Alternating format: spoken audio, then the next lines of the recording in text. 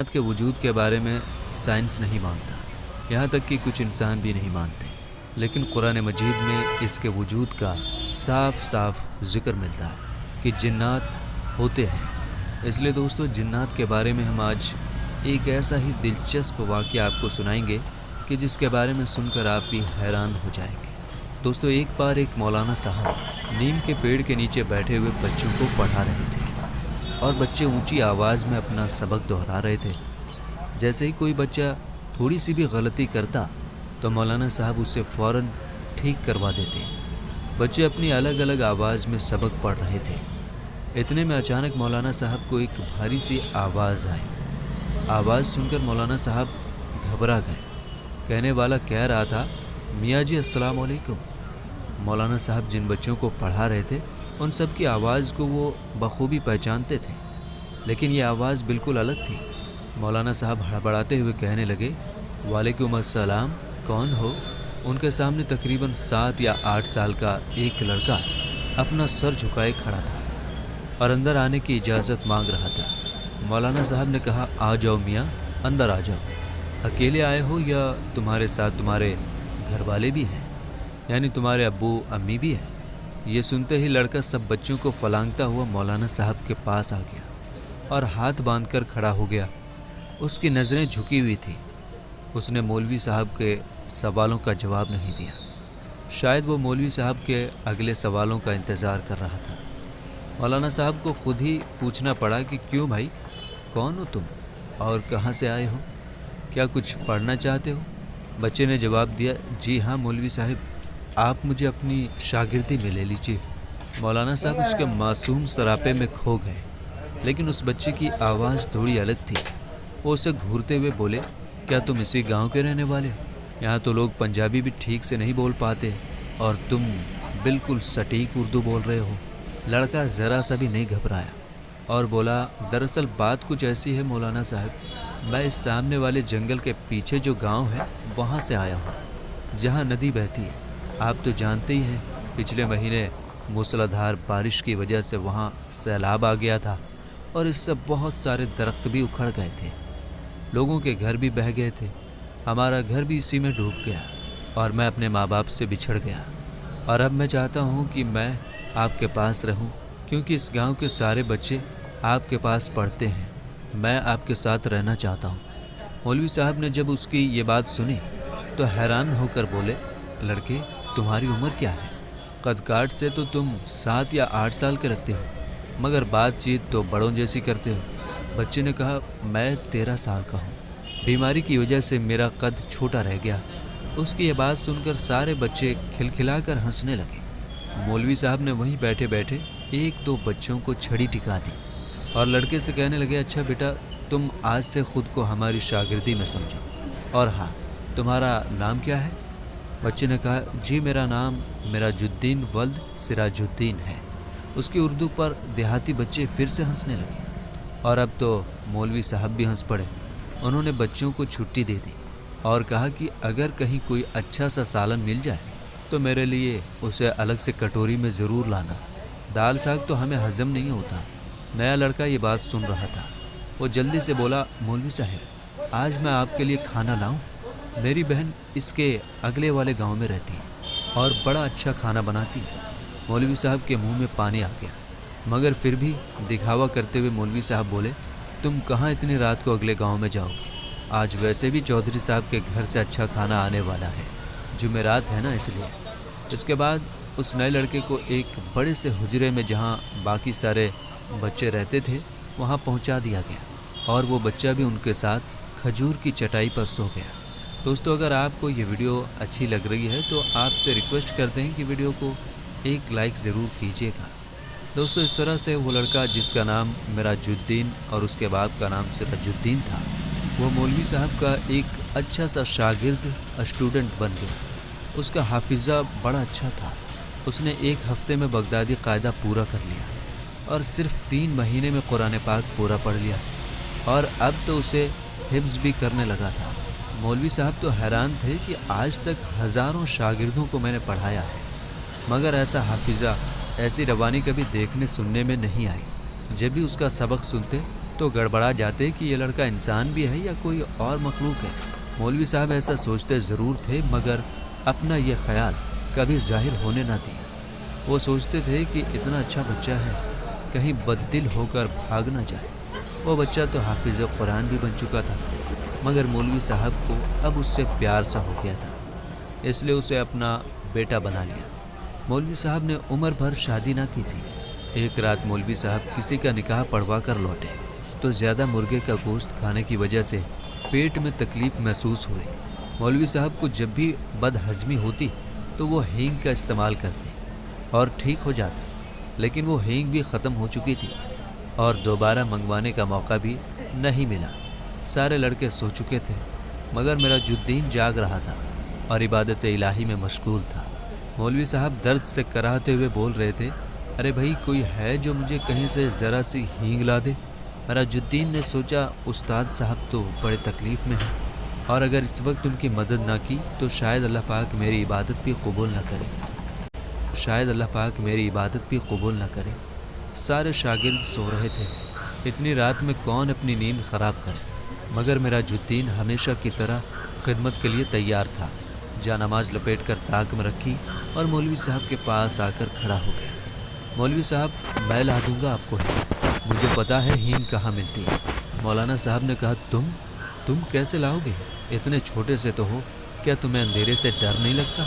रात इतनी है, सर्दी भी हो रही है। मिराजुद्दीन ने कहा, नहीं, मैं तो अपने सारे काम जब चाहूँ कर लेता हूँ और मुझे अंधेरे से डर नहीं लगता।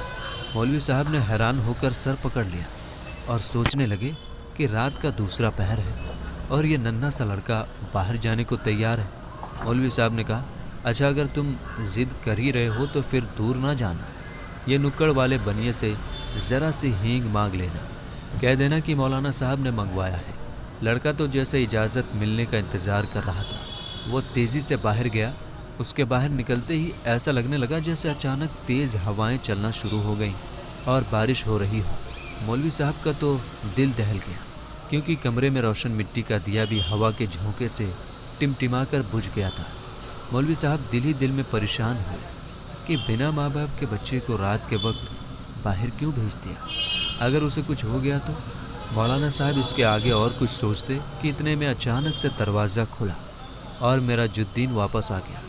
और हैरत की बात यह थी कि बाहर कोई तेज़ हवा का नामो निशान तक ना रहा था। हर चीज़ अपनी जगह पर थी। मौलवी साहब का तो दर्द उसी वक्त ख़त्म हो गया जब उन्होंने देखा कि मिराजुद्दीन के कपड़े तो बिल्कुल सूखे हुए हैं।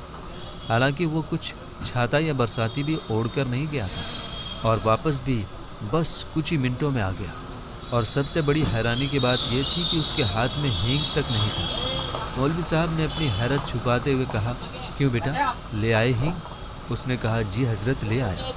मौलवी साहब ने कहा, कहाँ है? हाँ, वो मैंने बाहर सहन में लाकर रख दिया है, आप मेरे साथ चलकर देख लें और जितनी चाहिए ले लें। मौलवी साहब को तो गुस्सा आ गया कि अब मैं बाहर जाकर सहन से खुद ही हींग उठा कर लाऊं। जब उस दुकानदार से ले आए हो तो मेरे हाथ में पकड़ाने में तुम्हें क्या परेशानी है?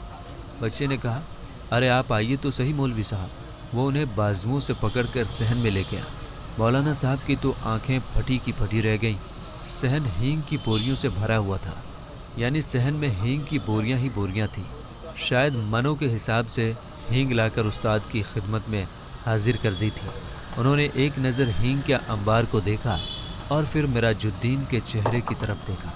उसका सर हमेशा की तरह उस्ताद के सामने झुका हुआ था। मौलवी साहब ने कहा, इधर आओ, ज़रा मेरी तरफ आंख उठाकर देखो। उन्हें पहली बार उस पर गुस्सा आ रहा था। उनके पेट का दर्द तो रफू चक्कर हो गया था।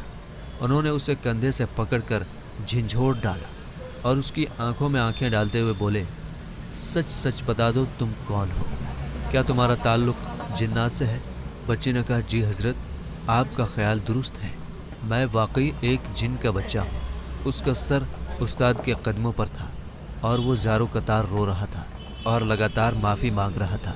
मौलवी साहब ने प्यार से उसका सर अपने कदमों से हटाया और उसे गले से लगा लिया।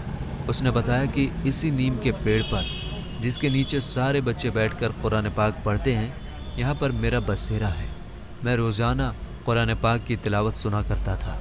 तब मेरा भी दिल चाहा تاکہ آپ کی شاگردی میں آؤں۔ مولوی صاحب جو غور سے اس کی بات سن رہے تھے اچانک جیسے ہوش میں آ گئے اور کہا، اچھا تو اب تو تمہارا مقصد پورا ہو چکا ہے، تم قرآن پاک کے حافظ بھی بن چکے ہو۔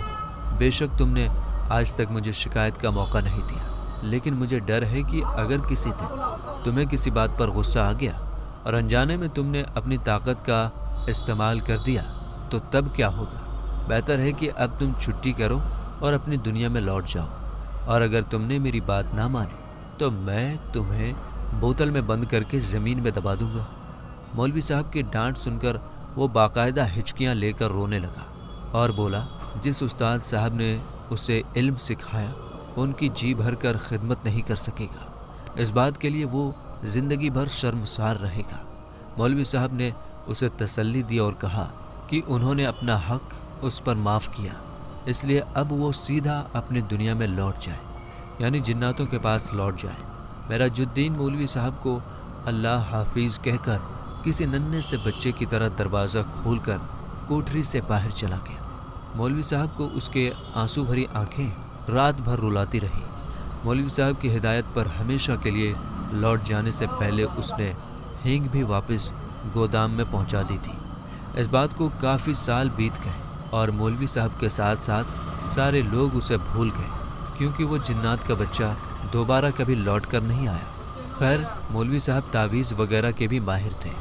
اکثر گاؤں کی نوجوان لڑکیوں پر جب کبھی ہسٹیریا کا دورہ وغیرہ پڑتا اور ماں باپ سے جن بھوت وغیرہ کی کاستھانی سمجھتے تو وہ مولانا صاحب کے پاس آتے اور وہ لڑکی پھر سے ٹھیک ہو جایا کرتی تھی۔ ایک بار ایک لڑکی کو مولانا صاحب کے پاس لایا گیا۔ وہ لڑکی بنا پانی کے مچھلی کی طرح تڑپ رہی تھی اور بار بار سر پٹک رہی تھی۔ اس کی آنکھیں چنگاری کی طرح لال ہو رہی تھی، بال بکھر گئے تھے۔ مولوی صاحب کو وہ لڑکی باقی لڑکیوں سے الگ نظر آئی۔ انہوں نے اس پر کچھ پڑھا اور پھونکا اور اپنا عمل کرتے رہے۔ مولوی صاحب کچھ دیر پڑھتے رہے اور پھر وہ اچانک سے چیخ پڑے کہ میرا جدین، تم تو اپنی دنیا میں واپس نہیں گئے؟ کیا تم نے اپنے وعدے کو بھلا دیا اور یہ بھول گئے کہ استاد کی نافرمانی کتنا بڑا گناہ ہے؟ تم مسلمان جن ہو، عبادت گزار ہو، پھر تم اس لڑکی کو کیوں پریشان کر رہے ہو؟ اب تو میں یقیناً تمہیں سخت سزا دوں گا۔ تم اس لڑکی کو فوراً چھوڑ دو اور ابھی میں تمہارا علاج کرتا ہوں۔ میرا خیال ہے کہ مجھے تمہیں بوتل میں بند کرنا ہی پڑے گا۔ میرا جدین جو کہ ایک جن تھا، اس نے کہا کہ نہیں استاد، ایسا نہ کریں، آپ کو اللہ کا واسطہ، میں وعدہ کرتا ہوں کہ اب آپ کی طرف کبھی لوٹ کر واپس نہیں آؤں گا، مگر صرف ایک بار، آخری بار مجھے اپنی دنیا میں لوٹ جانے سے پہلے آپ کا ہاتھ چومنا ہے۔ آپ کو آخری بار دیکھنا چاہتا تھا۔ میں ہرگز ایسی حرکت نہ کرتا اگر میں اپنی اس سے پہلے والی کوششوں میں کامیاب ہو جاتا۔ شاید آپ کو معلوم ہوگا کہ گاؤں کے زمیندار کی ٹھیک اسی رات کسی نے چارپائی الٹ دی تھی۔ جب میں نے آپ کو اللہ حافظ کہا تھا، میرا پروگرام یہ تھا کہ یوں اس بندے کے علاج کے لیے آپ کو بلایا جائے گا اور میں اپنے محترم استاد کا دیدار ایک بار پھر سے کر سکوں گا، مگر مجھے ناکامی کا منہ دیکھنا پڑا، کیونکہ مجھے بھگانے کے لیے انہوں نے کسی کو بلا لیا تھا۔ اس نے مجھے سخت تکلیف اور اذیت پہنچائی، کیونکہ اس نے مجھے واقعی ایک بوتل کے اندر بند کر کے کھیت کے اندر دبا دیا تھا۔ وہ میری لگن سچی تھی کہ زمین پر ٹریکٹر چلا اور آج پورے 10 سال بعد مجھے رہائی ملی، تو میں نے سوچا کہ استاد کے دیدار کے شوق میں نے بڑی سزا پائی۔ اب تو میں ضرور آپ کی زیارت کروں گا، چاہے مجھے ایک بار پھر سے اس کے بدلے بوتل کے اندر کیوں نہ جانا پڑے۔ مجھے بے حد افسوس ہے کہ مجھے یہ طریقہ اپنانا پڑا، مگر میری آج خواہش تو پوری ہو گئی۔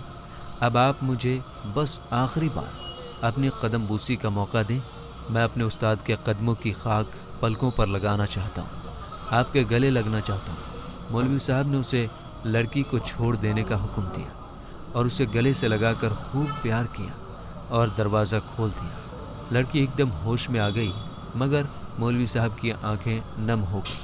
تو دوستو، یہ قصہ ایک مولوی صاحب اور ایک جن کے بچے کا تھا جو ہم آپ کو سنانا چاہتے تھے۔